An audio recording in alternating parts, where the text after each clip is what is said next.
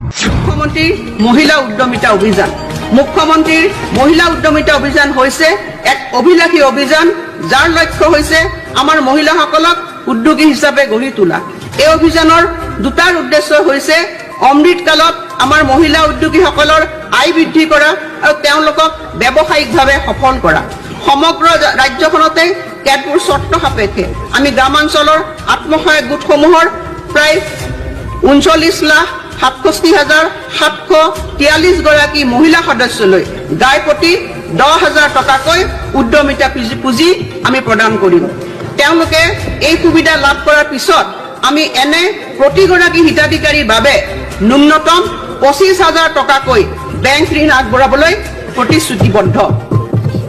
তদুপৰি এই ঋণৰ ধন তেওঁলোকে সদব্যৱহাৰ কৰি সময়মতে পৰিশোধ কৰিলে এনে প্ৰতিগৰাকী হিতাধিকাৰীলৈ 12,500 টকাৰ মূলধনী সাহায্য প্ৰদান কৰা হ'ব। এইদৰে প্ৰতিগৰাকী হিতাধিকাৰীয়ে অনুদান, ৰাজ সাহায্য আৰু ঋণ হিচাপে ন্যূনতম 47,500 টকা লাভ কৰিব। মুখ্যমন্ত্ৰীৰ মহিলা উদ্যমিতা অভিযান। মুখ্যমন্ত্ৰীৰ মহিলা উদ্যমিতা অভিযান হৈছে এক অভিলাষী অভিযান, যাৰ লক্ষ্য হৈছে আমাৰ মহিলাসকলক উদ্যোগী হিচাপে গঢ়ি তোলা। এই অভিযানৰ দুটাৰ উদ্দেশ্য হৈছে অমৃতকালত আমাৰ মহিলা উদ্যোগীসকলক